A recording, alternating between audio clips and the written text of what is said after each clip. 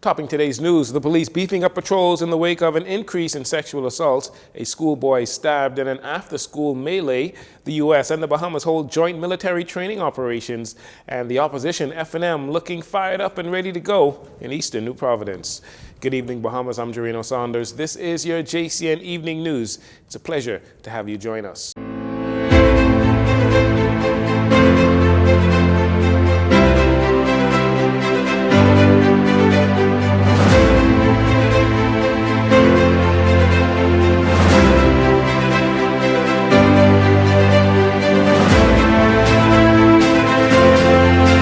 Following a trend in sexual assaults, police are advising residents in the Bacardi Road area in particular of the increase in sexual assault incidents. Police warning residents in and around Bacardi Road to avoid becoming a victim of a sexual assault. You're encouraged not to walk or jog alone in isolation, but adopt a buddy system if you must exercise. Homeowners, especially those who live alone, should ensure that your homes are properly secured. Close all windows, ensure that all doors and gates are locked before retiring to bed. And if you are an Uber or a taxi cab driver, or you make deliveries, you should not do so in isolation. Drivers are encouraged to ensure that your vehicles are roadworthy in an event you need to escape from a suspect. Police are encouraging members of the public to be vigilant of your surroundings. Meantime, police are also appealing to members of the public who can assist in identifying the male on your television screen to contact 911 or 919 or the Criminal Investigations Department at 502-9991 or 502-9992.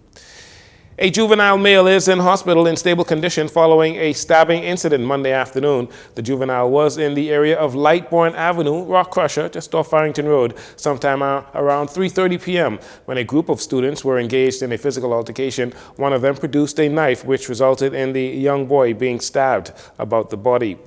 He was transported to the hospital via private vehicle. Police investigations continue into this matter. President of the Bahamas Union of Teachers, Belinda Wilson, commenting on that Monday afternoon stabbing of the male student. Mrs. Wilson says although she awaits more information on the matter, there is grave concern for the safety of students. She is also commending police officers for their due diligence.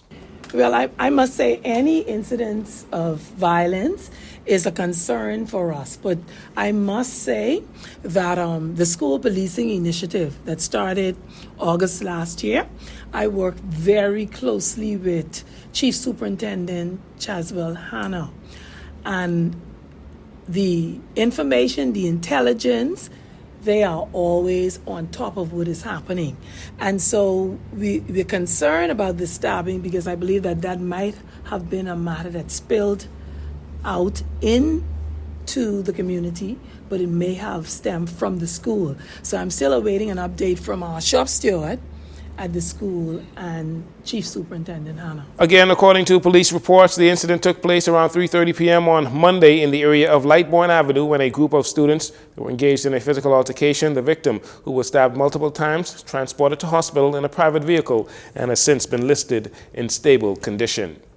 It was a long time coming and a red letter day for Grand Bahama. They are no longer on the back burner, and that is according to Prime Minister Philip Davis, as government officials, including Health and Wellness Minister Dr. Michael Dowell, Minister for Grand Bahama Ginger Moxie, and Public Hospitals Authority officials gathered at the Greenfield site just off the East Sunrise Highway to break ground for the new state-of-the-art Freeport Healthcare campus that will cover not only Grand Bahama but the entire northern Bahamas, including Bimini, Barry Islands, and Abaco. Prime Minister Davis, in his key address, says that Grand Bahama's new healthcare facility was more than 10 years in the making and will be a place of compassion. This new medical center will be a place of innovation. Our physicians and nurses have an outstanding record of accomplishment of medical research. I know that tradition will be strengthened on this island with the construction of a state-of-the-art medical facility optimized for the delivery of quality care. With telemedicine, the Freeport Health Campus will support the expansion of access to care and services for public patients at clinics across the northern Bahamas. This new medical center will be a place of compassion. One of the greatest privileges of serving as Prime Minister is to be at the forefront of historic moments in our national development, and moments such as these. Today is one such moment, and I'm pleased and humbled to start construction on a new Freeport Health Campus that will continue to provide the excellent care the residents of Grand Bahama deserve. A proud moment for Dr. Darwell and Minister Moxey, who both echoed similar comments to that of the Prime Minister, saying the journey to a new tertiary facility for Grand Bahama has been long overdue.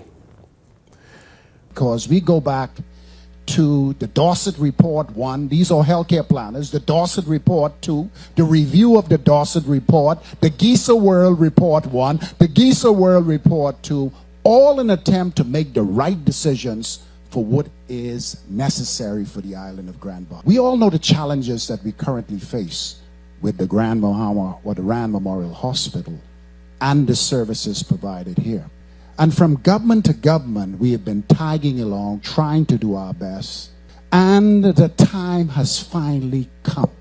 After years of hard work with professionals who are here to celebrate, and those who may even pass on. PM, on behalf of the people of Grand Bahama, we want to say thank you. Thank you for your commitment to Grand Bahama Island. Thank you for your focus on the healthcare needs of our people as a priority for your administration. And thank you for remaining true to your words. Your word did not return void. So said, so done. The new Freeport Health Campus, according to Prime Minister Davis, will not only see health care by doctors and nurses, but will also see medical research advanced.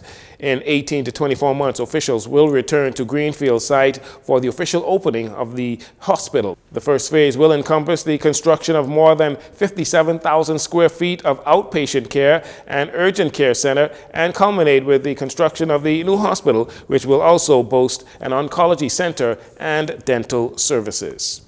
The United States 7th Special Forces Group, Airborne, the Royal Bahamas Defense Force, and the Royal Bahamas Police Force recently conducted a 5-week joint combined exchange training to enhance cooperation between the two countries' armed forces. With transnational criminal organizations relying on existing pathways for their illicit smuggling operations, helping the Bahamas strengthen its security forces is one of the U.S. Embassy's top priorities. It takes robust bilateral law enforcement cooperation to help ensure the safety of our borders. Joint training exercises help us become cohesive and enhance our capabilities and performance as a team, said Captain Greg Gelman, a U.S. Embassy's senior defense official.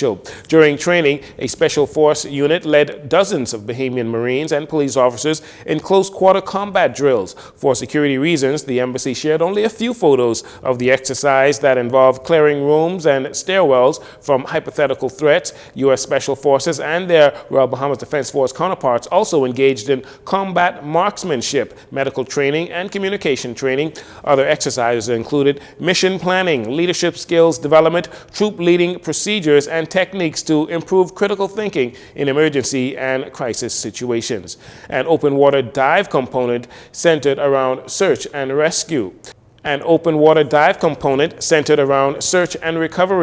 Bahamas Defense Forces Lieutenant Commander Edward Fritz, the commanding officer of Commando Squadron, said the value of this training is incredible. It is a great example of the strong and enduring security partnership between the Bahamas and the United States. The training culminated with a simulated raid on an abandoned hotel. Free National Movement. The FNM leader Michael Pintard is urging party members to pull together and be united. The party held an Eastern Zone joint meeting at the Doris Johnson High School on Monday night. Mr. Pintard criticized the Davis administration for their failure and inability to be transparent with the Bahamian people. So we have real issues on why we need to change this country. Why we need to fire the Progressive Liberal Party. Because they have sold this country a bill of lies. They've tried to convince the average Bahamian man or woman that they are the best party for the struggling people. When the truth is, they only look like us, sound like us, talk like us, cuss like us, fuss like us. But now they heavily tax us. They have moved away from us. Now, in many cases, it's them and us. They live in different communities all together, 3-story house. And I'm angry at anybody who live in large. But don't try to convince me that you could feel the infirmities of our people when your actions clearly show that you don't understand what time it is. And yes, some of them could tell a story about when they used to, go to the pump for water 60 years ago. He goes on to say that the only way to defeat the PLP is by pulling together, as the country cannot afford another term by the Davis administration. F&M Party Chairman Dr. Dwayne Sands also encourages the party to work together towards their goal. And when you go in that ballot box in a couple of years and you make that change, remember that they lied to you. I want you to remember when you pay your BPL bill that gone up by 163%. They lied. They said they was going to put a couple of dollars on the light bill. We found out today they put $100 and something million of your money on BPL. They ain't got no permission to do it. This change is unstoppable. What we got to do, F&Ms, we got to stay together. We got to work together. We got to look at each other, not against each other. Let us combine our forces because this country needs us more than ever. Many senior F&Ms attended the meeting, as well as former Democratic National Alliance leader Arinthia Kumalafe and former DNA candidate for Tall Pines, young Theophilus Coakley. The previous two F&M meetings ended in rows and high tension between Mr. Pintard and former Prime Minister Dr. Hubert Minnis over the leadership and direction of the party.